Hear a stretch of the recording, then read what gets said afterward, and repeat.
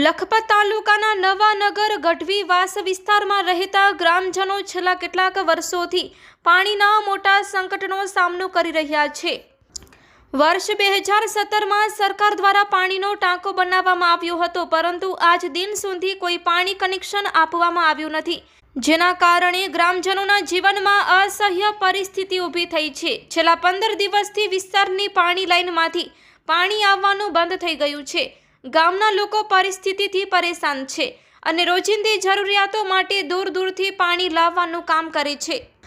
RO plant થઈ ગયો પણ પાણી નથી મળતું।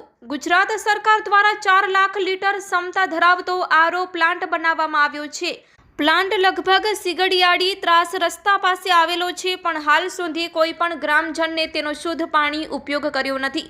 પ્લાન્ટથી વિતરણ થતું નથી કે પ્લાન્ટ કાર્યરત છે કે નહીં એ પણ સ્પષ્ટ નથી।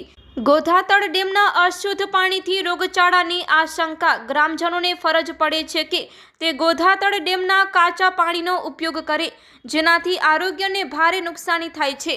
વરસાદ પહેલા જ રોગચાળાની સંભાવના વધી રહી છે, ત્યારે શ્રી મોહનદાન રાસદાન ગઢવી, શ્રી વરદદાન ભૂરદાન ગઢવી, શ્રી સામતદાન ખુમદાન ગઢવી તેમજ શ્રી રાણીદાન વી ગઢવી, શ્રી પ્રભુદાન જોવારદાન ગઢવી, શ્રી સામતદાન વી ગઢવી તેમજ અન્ય સૌ નાના મોટા ગ્રામજનોની રજૂઆત છે। અધિકારીઓ તરફથી અત્યાર સુધી કોઈ કાર્યવાહી નથી થઈ। ગામના લોકો ઘણી વખત રજૂઆત કરવા છતાં જવાબદાર તંત્ર દ્વારા કોઈ પગલાં લેવામાં નથી આવ્યા। GSCL થર્મલ પાવર સ્ટેશન જેવી નિકટવર્તી સુવિધા હોવા છતાં ગામ સુધી પાણીની રેસાવારી કરવામાં અશક્યતા બતાવવામાં આવી રહી છે।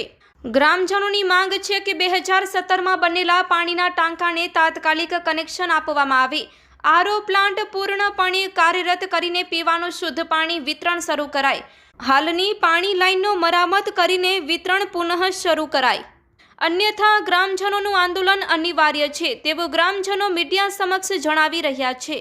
Report by Adam Notiyar, Kutch care news bureau chief, Lakhpat taluka.